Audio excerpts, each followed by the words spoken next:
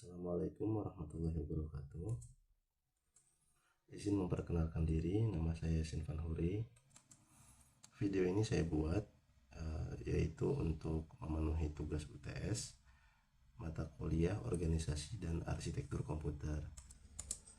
Langsung saja untuk jawaban poin pertama, yaitu antara perbedaan organisasi dan arsitektur komputer.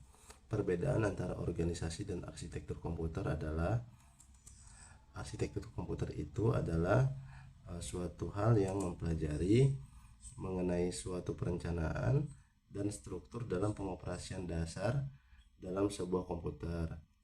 Contohnya seperti instruksi, aritmatika yang digunakan melalui mekanisme I/O.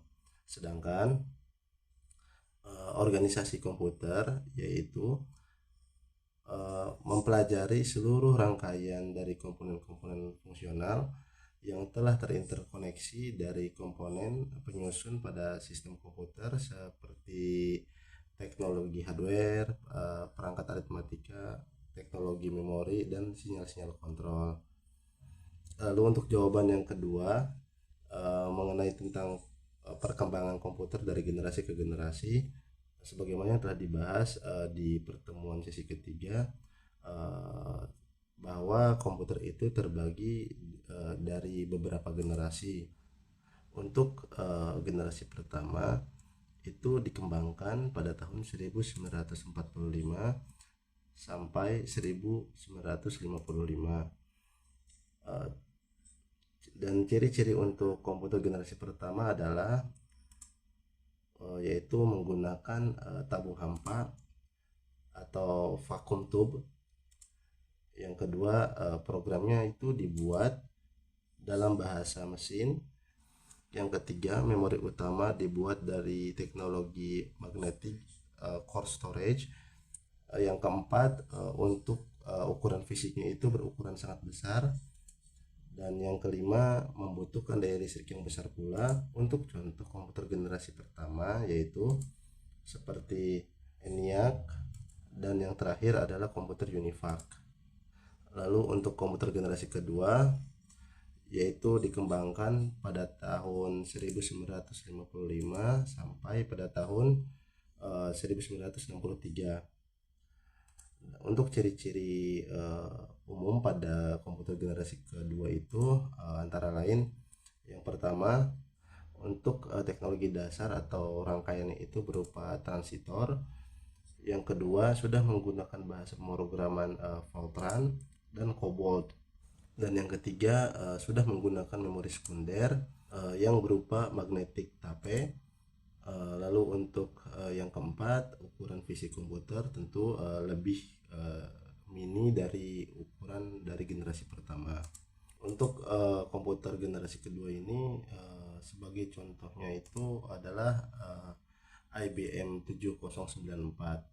Untuk komputer generasi ketiga ini dikembangkan dari tahun 1965 sampai 1980. Untuk ciri-ciri komputer generasi ketiga antara lain, yang pertama, sudah memiliki teknologi dasar perkembangan rangkaian yang digunakan di dalam IC ya, atau yang biasa disebut integrated circuit. Untuk yang kedua,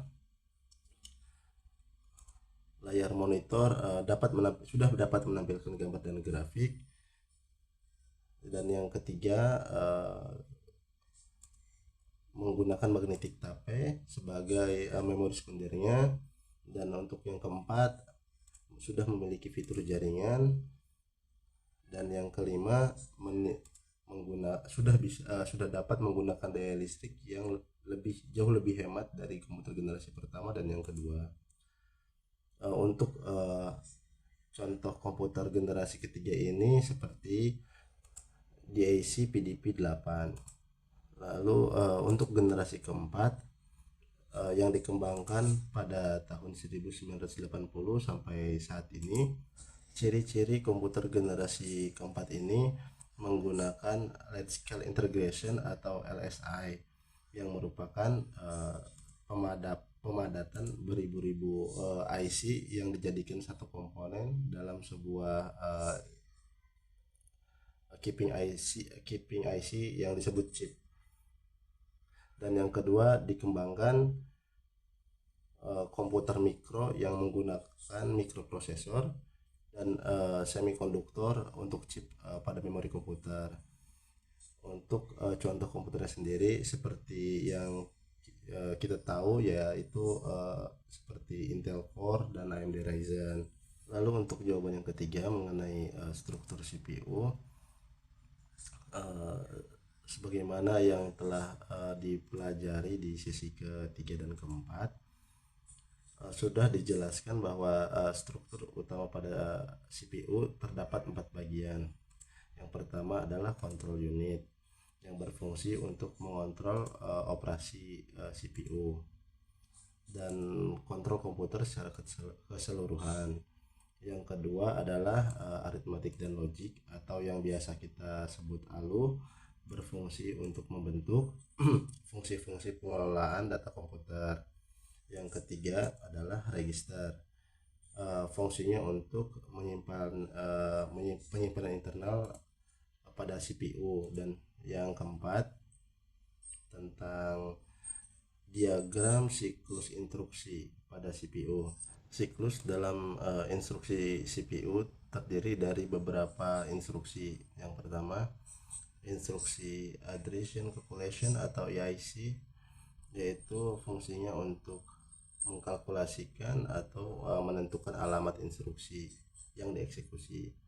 Yang kedua adalah instruction fetch atau if, yaitu untuk membaca atau mengambil instruksi dari lokasi memori ke CPU.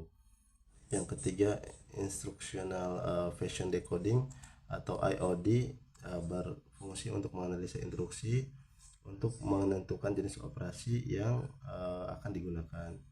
Yang keempat, operation address calculation atau OIC, yaitu menentukan alamat operation. Hal ini dilakukan apabila melibatkan referensi operation pada memori. Yang kelima, operation fetch off adalah berfungsi mengambil operation pada memori atau dari modul I/O.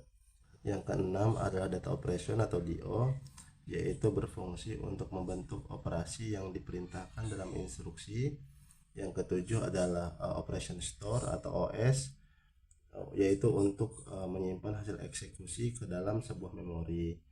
Untuk jawaban yang kelima mengenai hierarki memori, jadi hierarki memori itu memiliki 6 tingkatan yang saya akan urutkan dari yang paling tinggi dari ke paling bawah. Yang pertama adalah register, cake. Yang ketiga adalah main memory. Yang keempat adalah diskette. Yang kelima adalah magnetic disk. Dan yang terakhir adalah magnetic type dan optical disk. Untuk hierarki memori itu tersendiri memiliki beberapa karakteristik seperti contoh. Yang pertama, semakin hierarkinya itu turun ke bawah, semakin murah pula harga bitnya.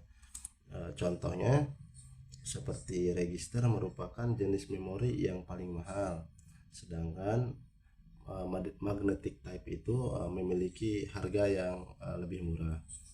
Yang kedua adalah semakin ke bawah hierarkinya semakin besar juga kapasitasnya. Contohnya jika register itu memiliki ukuran kapasitas yang sangat kecil, yaitu 8 bit sampai 128 bit, sedangkan magnetic type itu memiliki ukuran yang lebih besar.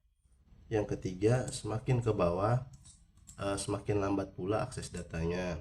Sebagai contoh, register sangat cepat untuk diakses datanya, dan magnetic type itu sangat lambat sekali untuk mengakses datanya. Lalu untuk karakteristik yang keempat adalah semakin hierarkinya turun ke bawah, akses CPU itu semakin jarang. Contohnya untuk register hampir setiap saat diakses oleh CPU, sedangkan magnetic type itu sangat jarang diakses oleh CPU. Untuk jawaban yang sudah saya sampaikan tadi, saya mengambil referensi dari modul yang sudah Bapak share di sesi pertama sampai kelima, dan saya juga mengambil referensi dari ebook yang telah Bapak share di sesi ketiga. Demikian video ini saya buat, kurang lebihnya mohon maaf. Wassalamualaikum warahmatullahi wabarakatuh.